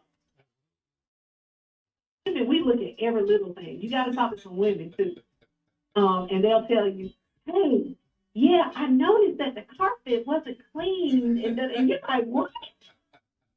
But look, it's like, you know what? It sure was. Because women do pay attention to the minor details. They pay attention to everything. Little thing, but think about it now. If a woman saw that and she's a member, if somebody that saw it that wasn't a member. Absolutely, that's true. That's true. You have to think about it, and it's just good to talk with people who have broad experiences in certain areas, so that you can know, this person has been exposed to a lot. So when I talk to them, I already know whatever the information they're going to give me is from a different perspective. Yeah, that's good. That's real good. Yeah, I love it. I'm legitimately I'm over here. You got me. She got me excited. I'm taking notes. I'm just trying to sit. I just figure set out up when is her conference gonna be because No. If she needs a venue. No. We got space. Well, hey, you do that. You want to? We got space. And look, I'm good. I call you for more wisdom. I legit just set up 3 meetings while you were talking. Set up 3 meetings while you were talking because Mother's Day coming. And yeah, we got to be more intentional. I love it. You out for Father's Day too. So look, though, now you know they ain't studying the Father's Day. Come on, let's be honest. Women's ministry, we're meeting tomorrow, and we're talking about what we're going to do for Father's Day. Yeah, y'all are. You are, but let's be honest. It is CME, not CMFE. Come on, let's be real. The visitors ain't really gonna show up for Father's Day. A change will come, right? Now you keep on praying. Have faith. Just keep on praying. The Lord is not. No, we're gonna value our Father. Man, I didn't say that. I did not say. No. Come back. I did not say we're not gonna value. No. I'm just saying. I'm just saying we're not gonna have no whole bunch of visitors on Father's Day. They may show up. All right, you keep praying. They may show up. No, I've been to church all my life now. You had too. You've seen the landscape of church change. Hey. Yeah, going back to, you have to look at what men like. What we used to do is a car show on Father's Day weekend. Men would come to that. They wouldn't come to that church service. Now, hold on. Let me get this. I got a question. You did. No, so hold on. You said you all would have a car show that Saturday, and the men would come to the car show. They would not necessarily come to service on Sunday. Now tell me this, because I've been in church all my life, and there's a lot of people, just like you know, there's some folk who say, well, I'm going to preach at the car show so they get a word anyway. Are you sprinkling in Jesus at the car show, or are you going to let them enjoy themselves? Get to the car show. I have a QR code. I need you to sign in. Thank you so much for coming. I got all your information. You come and look at these cars. We're going to come around. The guys from the men's ministry going to connect with you. Hey, what's up, bro? Yeah, we got that. It's good to see you. You going to come to church tomorrow? Oh, you ain't going to make it? Okay, cool. But I got your information because you signed in, so the men's ministry going to call you. So I love that. We got to run it again. So you're not trying to get Bishop E. Dewey Smith to get up there and preach at the car show. You're just wanting to connect with them and pull them closer.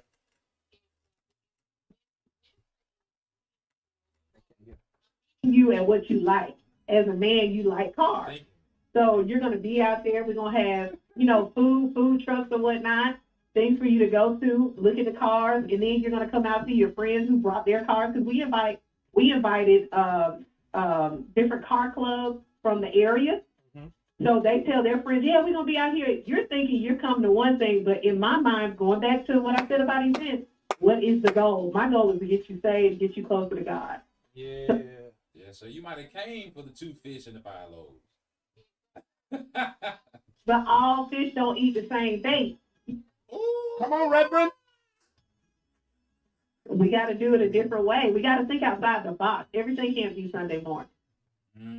I like it. The method has to change, but the message always stays the same. I love it.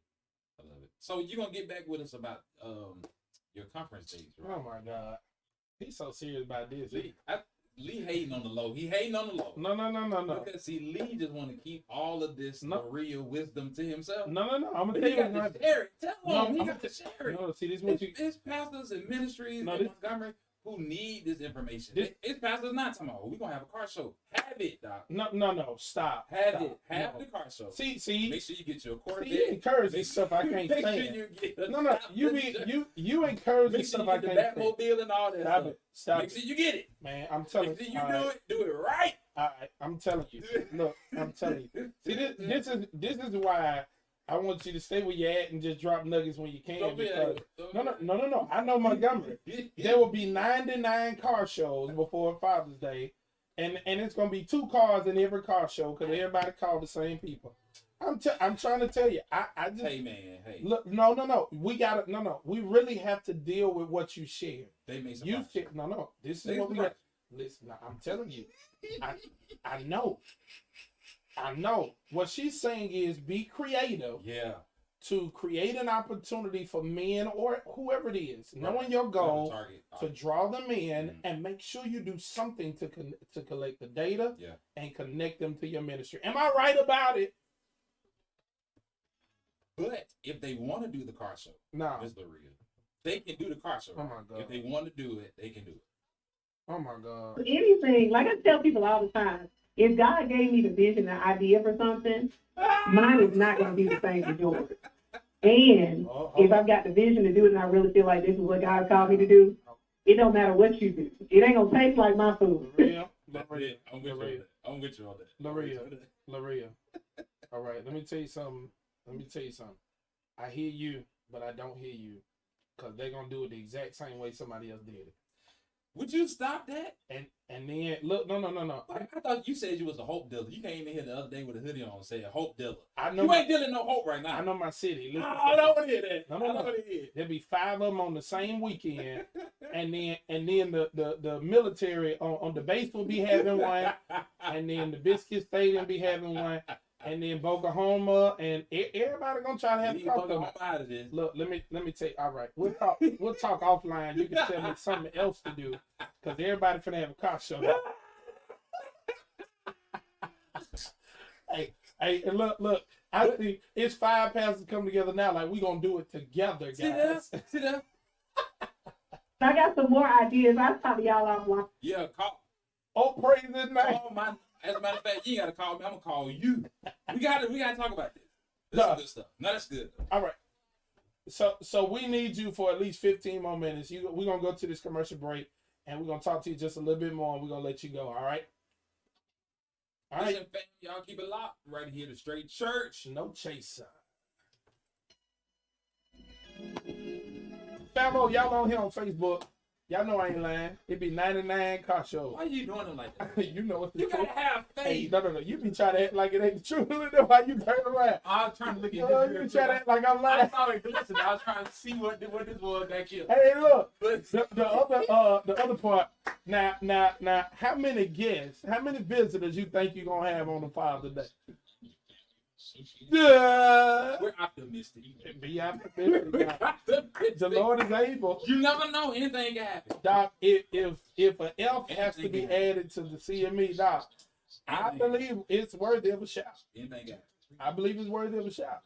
We're gonna see. Anything can happen. Yeah, because But see, you can't make whatever you do for the fathers, you can't, or men in general, you can't make it seem like it was a second thought, afterthought, last minute. You got to make sure it's something, like she said, that appeals to them. it resonates. Well, let me tell you the issue though. Sometimes the issue is you might do something for your mothers, but you ain't consider your visitors. That's true. You know how many times I've been in churches where we doing this for the ladies, and we don't even consider what ladies will be visiting. That's true. So now you got visitors walking out without a rose or without a whatever it is, a little trinket or whatever. Yeah. That's my daddy right there, trinket.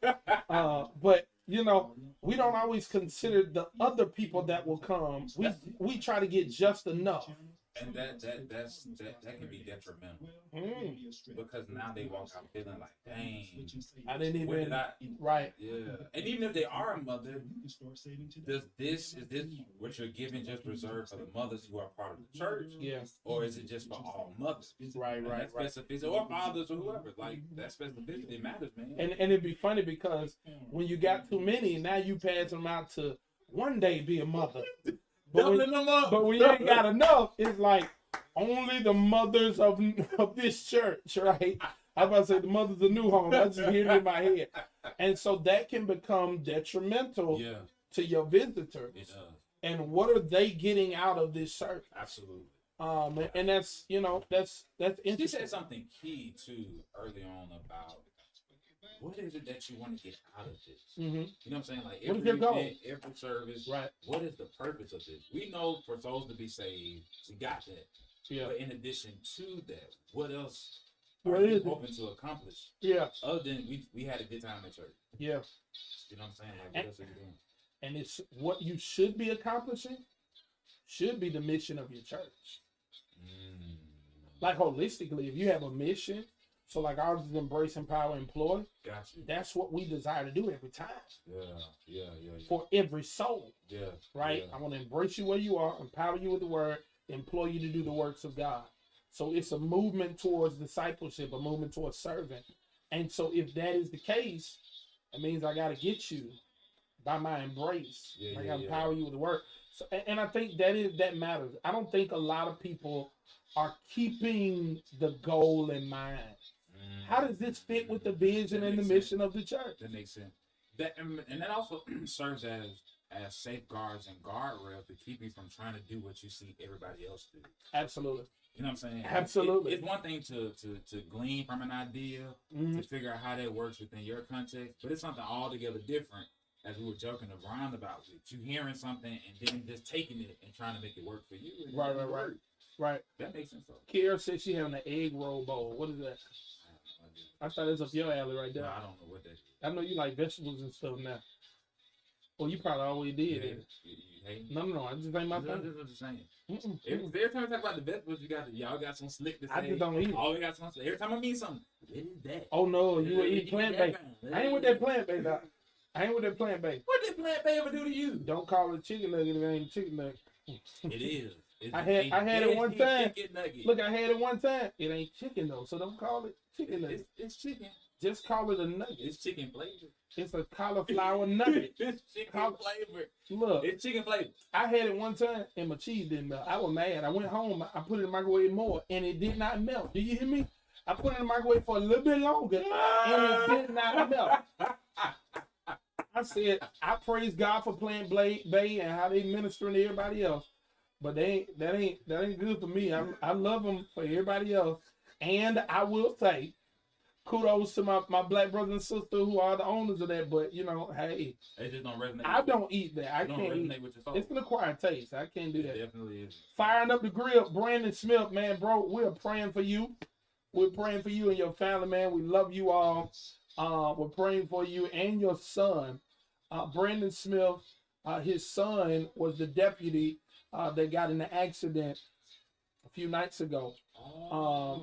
Deputy Young, and we're praying for him. Definitely praying for him. And that God allows Jeremiah to get all that he needs, all the attention, all of the treatment that he needs so that he can recover. Yeah. I'm talking recover totally is our prayer. Music Child Pen, don't laugh at me, Doc. I'm a little crazy. It's a plant nugget. Come on in here, Nate. It's a plant nugget. See, Navy helping you perpetuate. No, she laughing. She laughing at me. But don't false advertise. You know what I mean? It's Now those are actually better chicken than flavored. What? It's chicken flavored. You can't be flavoring stuff that tastes like me. Hey, man. It don't taste like hey. me. Now I Hey. can eat the cauliflower. Hey, it is What's the what it name? is. Them cool, but it was the burger I couldn't take. It was the burger and that cheese. Now I said, now something The fact that the cheese wasn't melting Bro, bothered you? mess with my spirit. I'm a cheese guy. That's why I mess with it. Ah, okay. It was like Okay. now something we just gotta leave alone. Okay. I remember one time my dad was being cheap and he bought that artificial imitation cheese. I about lost He it. shouldn't have did that. Doc, He shouldn't have did that. he didn't even know there was a difference. He definitely shouldn't have I did said, that. this ain't it. This cheese ain't melted. Can you imagine trying to make a grilled cheese and the cheese won't melt? What's up with this? And now you just mad at them. Right, all you taste is butter. It's like I don't even taste cheese. This is a grilled cheese, and I do not taste cheese. Right, Nate? Cause why it ain't melted? Cause why? Like why it ain't melted? All this microwaving, all this radiation I'm dealing with over here. No, for real. Why this cheese ain't made? What this cheese was made? And come to find out nowadays, it's almost what they doing with the meat. There's some scary stuff going on in the world. Dog, they 3D printing meat and Yeah, stuff. I said, there's some scary stuff going on in the world, man. We too smart for our own good, dog. Too smart for our own good. Brandon, what you putting on the grill, my dog? What are you putting on the grill? I promise you, your life will be better if you put some connect on the grill. I got a feeling it's gonna bless you. I got a feeling it's gonna bless you. So man, I am excited. Today is Friday. And it's about to be they having a shootout in the microwave and it's still in perfect life. Absolutely. Why she said a shootout? No. No, right. It's the imagery for me. It's the imagery. Man, my government public school stay calling.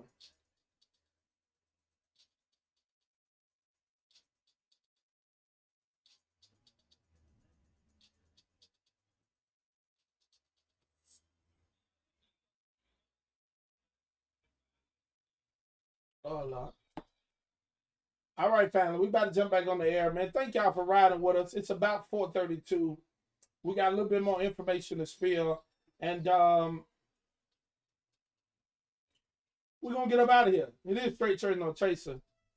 Let's have some fun. Matter of fact, I want to invite you all to share, not just share, but rather follow us. Follow us on Facebook. Follow us on IG. We trying to get them follows up on IG, man. We got to get them followers up, man. I don't know how to do it. The young kid be killing it. They'll show you how to do it. I don't know if you can post what they be posting. I don't know if you can post what they be posting. No. Montgomery's Inspiration Station, Praise 96.5 FM, WMGY. Yeah. It's 4:33 here in the capital city. The temperature is set at about 69 degrees on this sunny and splendiferous Friday afternoon. Why you looking over there like that? Splendiferous. There you go. You can't help yourself. You locked in with yours truly, Crown Prince Pastor Trey. And your boy Pastor Lee B. This is we said it's Straight Church No Chaser, but we keep things real. There it is. Relevant. Yeah. And right, child. And again, we still have our big sis on the line. Miss Laree, are you there? There she goes. So, big sis, we had a question I never asked you. Our question came from online. And I think this is a good question because this might help someone. Their service was not blowed this week. They did not have so many people that they had to go to an overflow room. They did not add an extra service. If they had the opportunity to gather data and their numbers don't change, are they still being effective in ministry?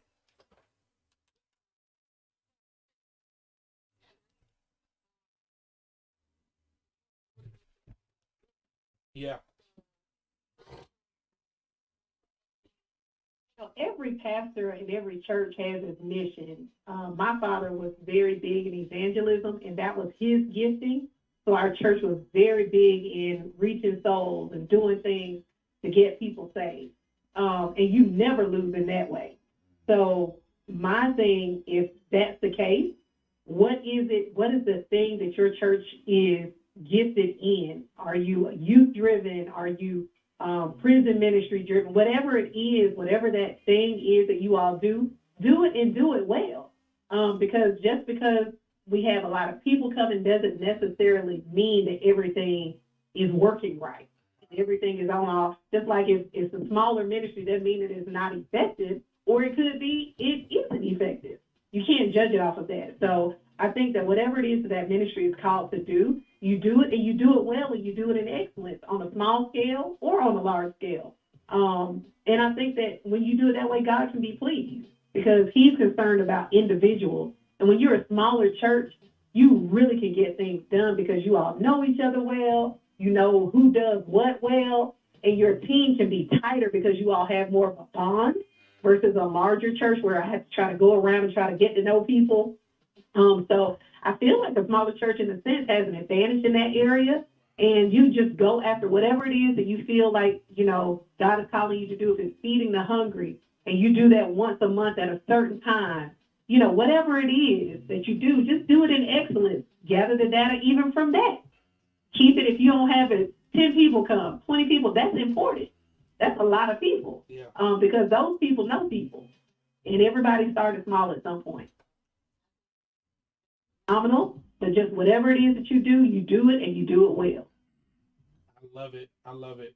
I see some people on there saying A and amen. Shout out to everybody on Facebook. Yeah. We're so grateful for you. I see some of y'all on YouTube. We thank God for you. Dennis said do some public giveaways for the folk who follow you. Coming soon, Dennis. As soon as you send your tithe and offering to Straight Church No Church, we're gonna send out some giveaways for the people. I got another question. And he's the AP, so he's supposed to be right. He's supposed to be the one doing it. Matter of fact, Laria just said, Sister Reed, Mother Reed said, it's important for you when you see that there's something that can be done to get up and do it. Do it, AP. My God, today. He said, since you got the appetite for it, then how about you gonna cook the meal? Amen. But look, so check this out. As a volunteer, as an overseer of, I believe it's the Sister Girl Ministry, the women's ministry. Let me get that right. I was gonna be renaming some of the ministry. The Sister Girl Ministry. You know how it go. Over the women's ministry, as a creative, as a church strategist, I'm giving you that title. How do you stay fresh and get fresh ideas for ministry? You know what? I really don't know. I think it's because I don't hold on to ideas. I heard this lady tell me, I was in a group setting and she was talking about events for, what was it that we were doing? It was something. But anyway, she talked about when God gives you an idea, if you share it with somebody, don't be stingy with the ideas that God gives you because he always refreshes. And he does. He gives me ideas all the time for different things. And when I give other ideas, it's like God can give me more. It's like holding on. It's just kind of like with money. When you give it, God can give you more to give. But when you hold on to stuff, and I ain't going to tell nobody, and I understand certain things you do need to hold on to because you need to be able to do it. But the way God has gifted me, I have to talk to a lot of leaders and a lot of people like yourselves. So when I have an idea about something, I give it to you. And I'm, you know, this is what I've done and this is what I've seen and this could work. And God just continuously gives me different things because I'm not stingy with it. So you got to give more. Oh, that's big. If you want more, you got to give. You can't be God-given.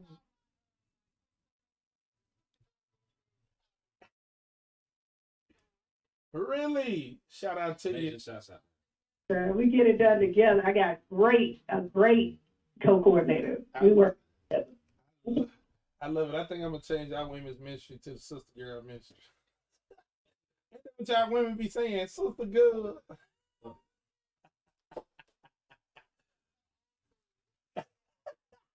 He can't help himself. He can't help it. He can't help it.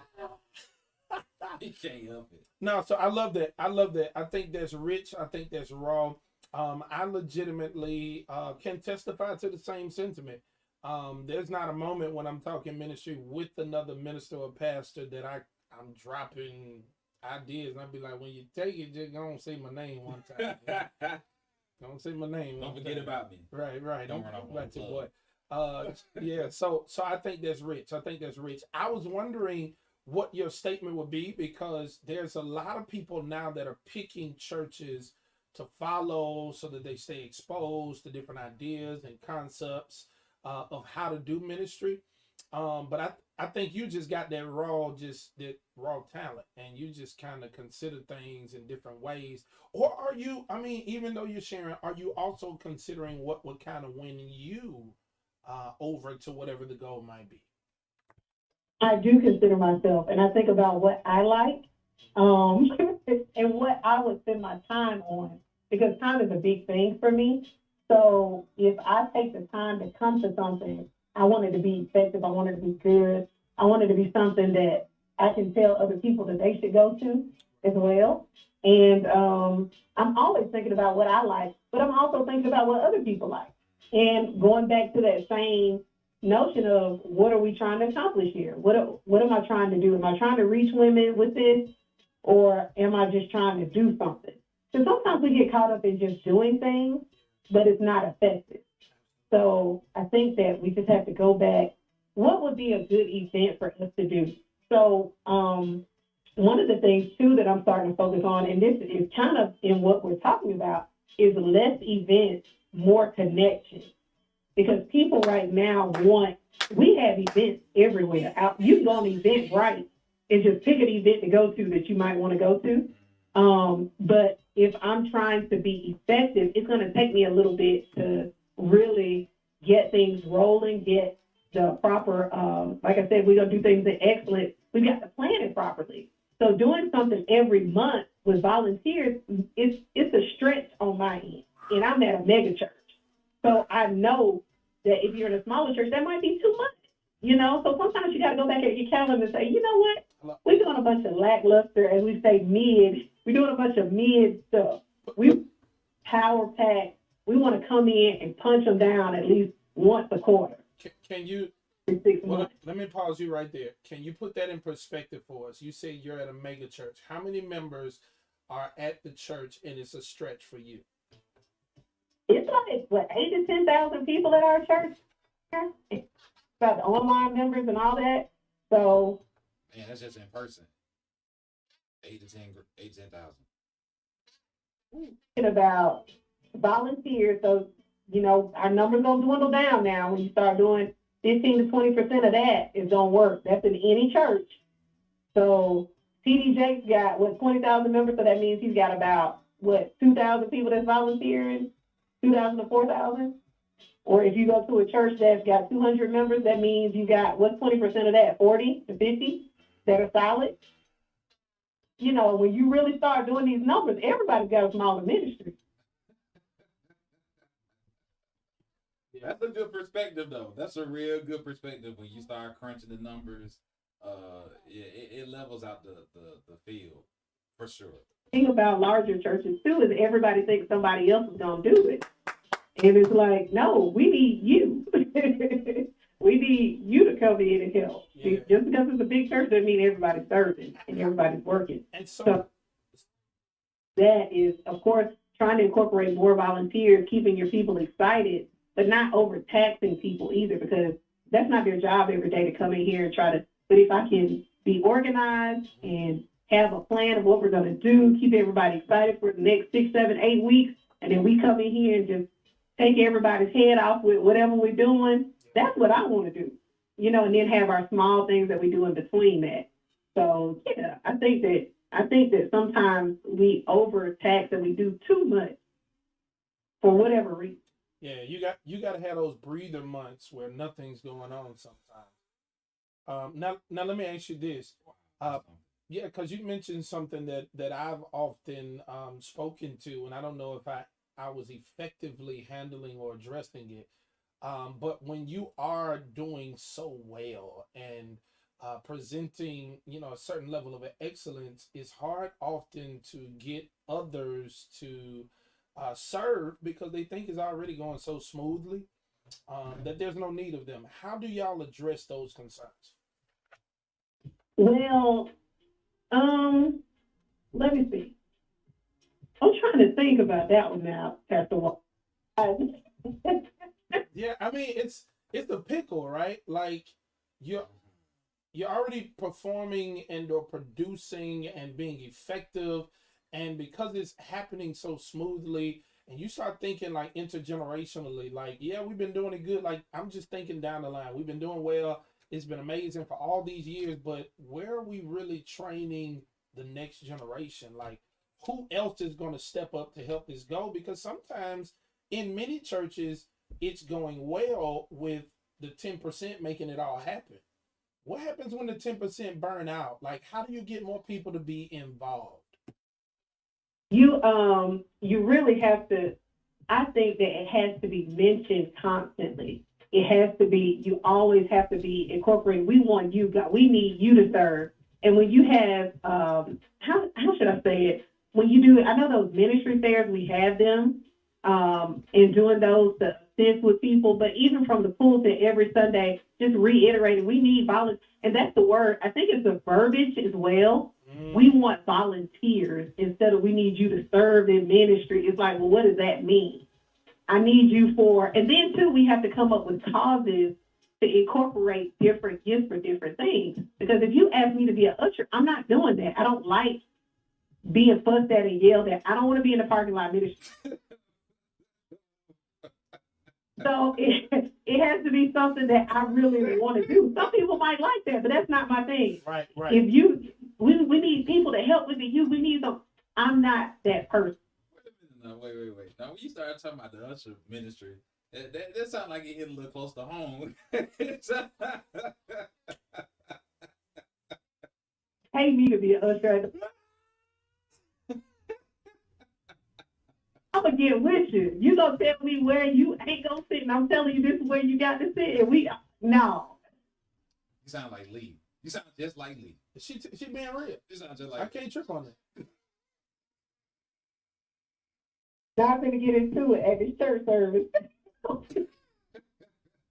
No, but real quickly though, can you just really talk about the messaging aspect of it? Because I think that is so important. Because sometimes it's not just what you say, but how you say it, right? And then too, what you eat. Oh my Lord, you about to make me? Don't make me run. It's Friday. I don't want to run today. Don't make me run. Asking me now, if I'm coming to your church, pastors have so much power. I'm telling you, if you all just start greeting at the door, hey, now are you in ministry? Now what can I get you in? What do you like to do? If you just start asking that to every other person every now and then, I'm telling you, you guys can get us in ministry faster than anybody in that church. Because I'm coming to your church because of you. First of all, most of the time, it's 70% of the time I'm at that church because you're the pastor. So if you start holding me accountable and say, hey, it's so good to see you and develop a relationship, what do you do? Well, you know what? We really need some help. Do you enjoy data? Yeah, wherever you want me. Most of the time, they're going to say, wherever you want me. If you got somebody you can connect them with right there, and take their information down on a Sunday morning, like me and Deidre do every Sunday, you can build ministries so quick. I'm telling you, you can get at least 15 people a Sunday, 10, 15, whatever your numbers are. Because, I mean, you all have the power. Pastors, if you all just start asking people personally to do certain things, and you can move people faster than I can. So if you got somebody that's in a ministry and you see like this is not working for them, but you know what? Let me look at what they're good at. And you go up to them and say, you know what? I got you over here, but I really need you over here. I think you can slam it over on this end. And boost them up, man. We can have these churches really booming. Well, tell me this though. That's good. That's good. Since you're the leader of the Sister Girl Ministry. This man keep renaming them. That is not the name of their ministry. Can you learn the name of their ministry? Women of Hope. Thank you. Women of Hope. The Sister Girl of Hope Ministry. Oh, this man. This Niagara Fall over here. So tell me this. So what should we be telling our people?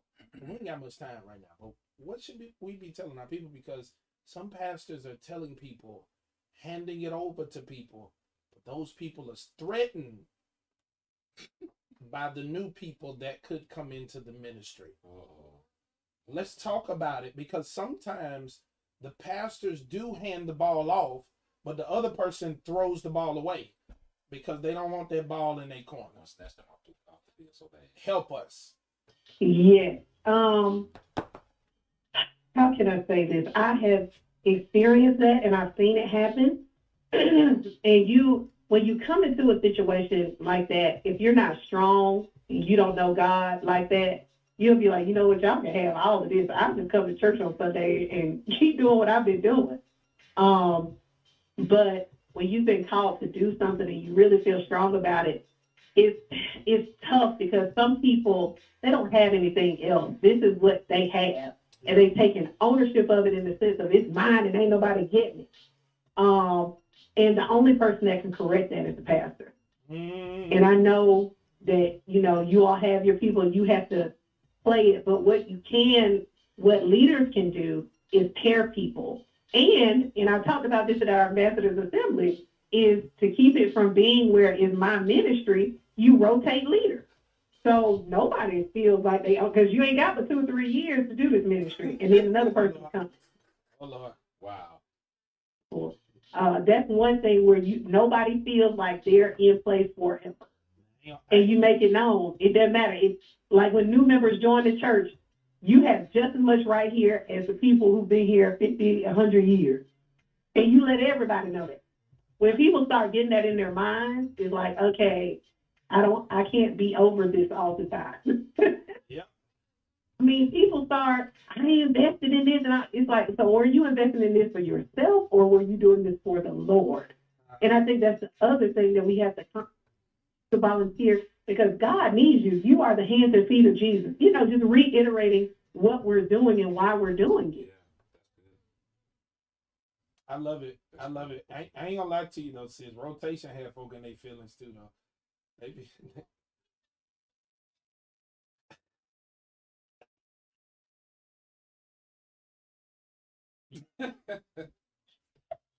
I don't have to be in charge. I just want to help. But that's the mind of Christ. Is it doesn't matter who gets the credit. I just want to be able to help. And I think that our mindset has got to change. We can't be like that. Whereas I came up with this and this was my idea. Pastor didn't even call my name and I organized all this stuff. I mean, what are we doing this for? That really is, that's another thing that hurts me. What is that? That pastor got to call their name? Yeah. The team did a great job. That was it. The team. That's good. That's good. I love it. We got 8 minutes.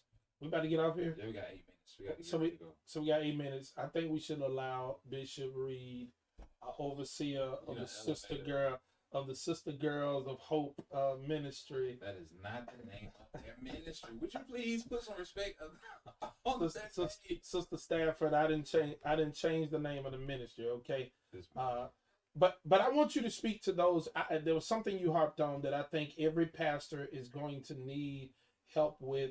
You made the statement about how the pastor needs help. God lays the assignment often on those who are frustrated, those who are dealing with something that they believe should be taking place, and how it's kind of their job to kind of help out in that space. Can you just talk to the people for a minute? Attending a church, or if you're thinking about joining a church, or of a pastor and you have a pastor that you can assist with, you see every Sunday a certain thing that just kind of takes you out. We all have that thing where it's like, wait a minute, we need to have this. Go ahead on and do whatever it needs to be done to try to get it taken care of. And because your pastor needs you, the church body needs you. We all need each other, from the smallest to the biggest thing.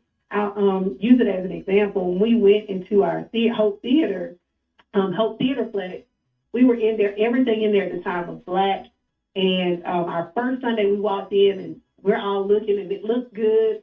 And I see these white tables where the media department had their stuff on. And I'm like, okay, now why don't they have table covers for this? And so the next Sunday I came back, same thing, white tables with all this black. And I'm thinking, wait a minute. So I went on and got some black tablecloths, brought them to church next Sunday, and put them on the table. To this day, they're still using those tables. Nobody asked me, nobody told me. I just thought that's what needed to be done.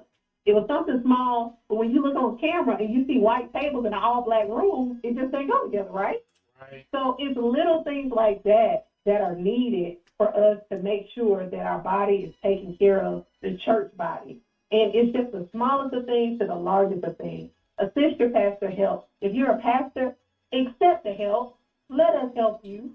We're there to assist you. We want you to win. the majority of the people don't focus on those 10, the 15 people that are just a thorn in your behind.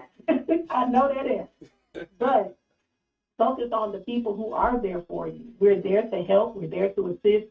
Pull on us and lean on us because we're there. You just may not have tapped into what all you have in your church. So just start asking around and who can do what, and just go from there. Don't be encouraged. Don't be discouraged because there's so much more that God has to do for you. Yeah, Awesome.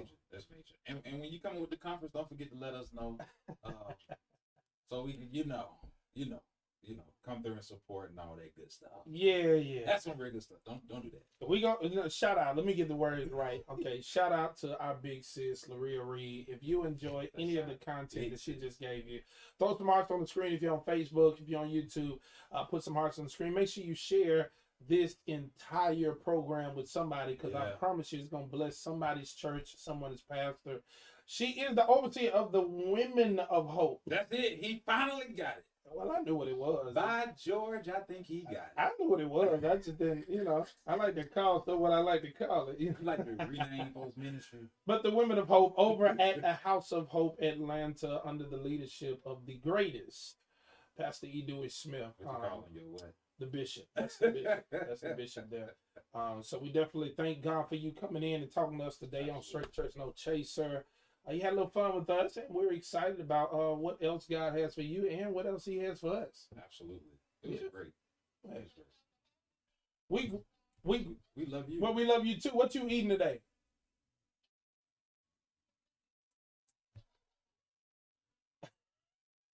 Dang.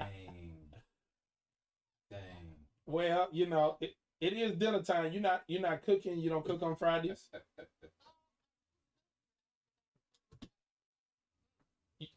Fish is always good.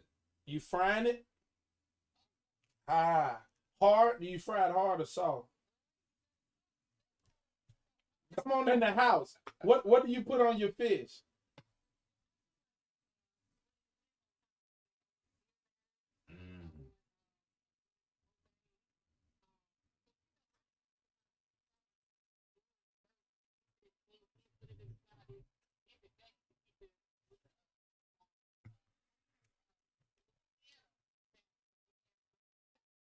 It is, but you put egg on it though?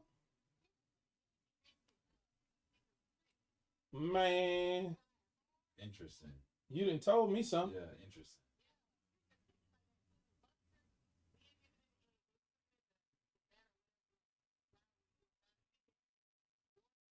interesting. That crispiness be crunchy, crunch. It's good. Got you. So you put the egg and then you put your fish into the batter and it makes it, more crunchy. Tell me this, are you a ketchup and mustard or hot sauce? What you put on the fish? Hot sauce and tartar sauce. Tartar sauce. She eats the tartar. You eat tartar sauce? I do, but now I've started eating the honey mustard with fish. Honey mustard with fish? Honey mustard. Yeah. It's good, bro.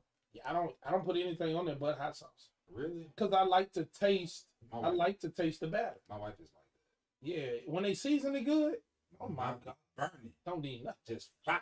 Dog, that's it. Can't hardly talk. That's what the bread for. That's what you get the bread for. You know that bread when it get hot.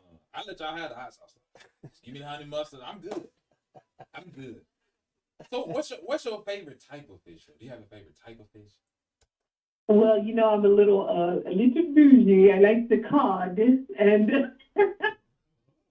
like today I want some catfish. I want a fried hard catfish. Lord. Ain't nothing wrong with that. Now I love that flounder though. I done fell in love with that flounder. For real? Other one, flounder is my other one. Flounder and cod, I love both of those. Yeah. Yeah, that flounder. Oh my God, that flounder in that cod. You right? In the air, some trout or some tilapia too. I go that way. I ain't a big catfish either. I just don't. It depends. I get mad at these folks that be the food ain't even unthawed yet and they already cooking. Mad. It'll make you mad. Yeah, don't do that.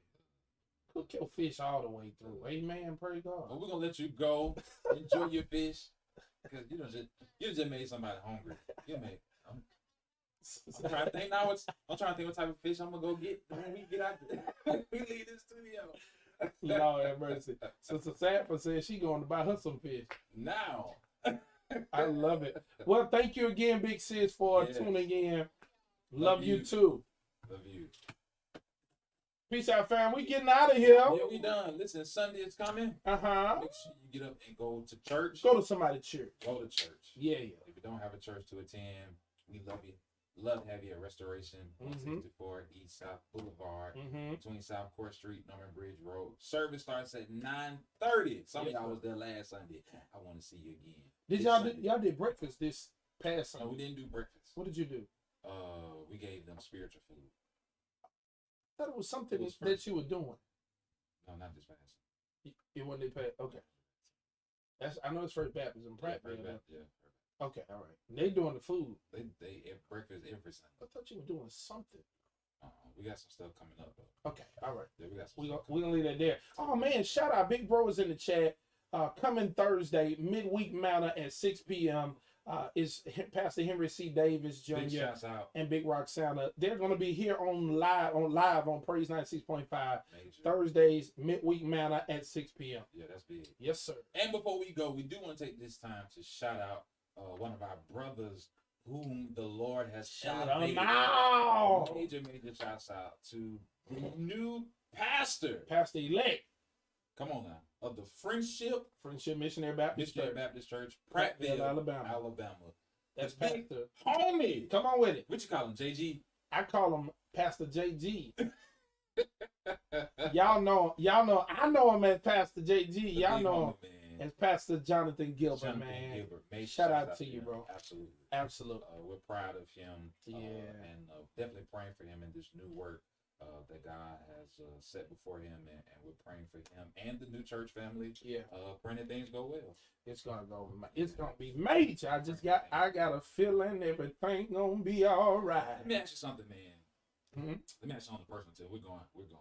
But of course, we talk about all the time that in ministry, there has to get to a point where you shift from competition to collaboration, Absolutely. right? And we know that Jonathan, pastor elect Jonathan Gilbert, served alongside with you at New Home for what, 2 years? 2 years. After his first pastoral Correct. pastorate. So what was it like for you Mhm. to share that moment with him, finding out the news and knowing the journey he's been through, leaving that pastorate, serving under you, like literally submitting under your authority as pastor of New Home, and then now seeing God elevate him to this second pastor? What was it like for you? So I think it was almost like deja vu, right? I was not a pastor, but I served under Pastor Courtney Meadows at White Hall in First Baptist White Hall. So it's kind of deja vu to that moment. I was excited for him because I had been rooting for him when he knew that God had, nudged him and said it's time to get back, full swing of things. So I was so excited that it moved me to tears because it's always interesting when you see others being elevated into spaces, and without a shadow of a doubt that a person close to you is very, very credible, has the character, has the commitment to serve in a capacity that's been elevated, or an elevated position as well, right? And so what was interesting was my joy came from the fact that he waited. You know what I'm saying? I think there's a dichotomy that we all have to deal with, and I kind of talked about this in Friday Fulfillment this morning. The difference between a good decision and a God decision. Wow. It's so easy to just go anywhere, Yeah, man. but it's difficult when you go where God told you to go. Yeah. Right? It normally takes time for you to get the knowledge. It took time. I mean, I believe he almost had the nudge that God was ready for him to get back in that pastoral seat, maybe a year Okay. after serving. Okay. So an entire year going past, him waiting on God. Wow. you know, and it's one of those things that you remember when the disciples went and they wanted to go fishing. It was like, man, forget this ministry. I'm gonna go fishing, and God didn't allow them to catch any fish.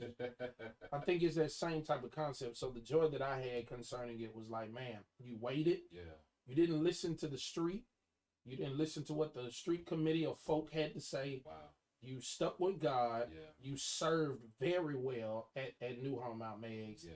And now God's elevated you higher. So he was faithful over a few things, man, and God has called him to do some more weightier matters. Yeah, Doc, that's big Yeah. because understanding that parallel, that dynamic, even with your own journey and then seeing him with his, Yeah. I just thought it was an interesting. It's dope, To bro. just know behind the scenes, what was that like for you? Oh, to man. see that for him? That's my brother, man. Yeah. You know, that's my brother. We get into the terminology of the son of the ministry and all that type of stuff, Yeah. but that's my brother. I mean, legitimately, I've always said I'm everyone's brother in Christ. I Yeah, understand titles and roles, but that's my brother. And if God did something great for him, all of us finna shout. And we went up. You know, Yeah. New Home went up. I mean, Yeah. praise breaking everything. But because it really moved me to tears. I'm grateful for what God allowed me to do while he was with me. Yeah. And you know, it goes both ways. God never sends you somewhere just for you to be benefited, but the others get benefited as well. So I thank God for that season. I know he was a blessing, man. Oh, The time absolutely. He was at New Home, the way he served, how he served, I- and the willingness to serve.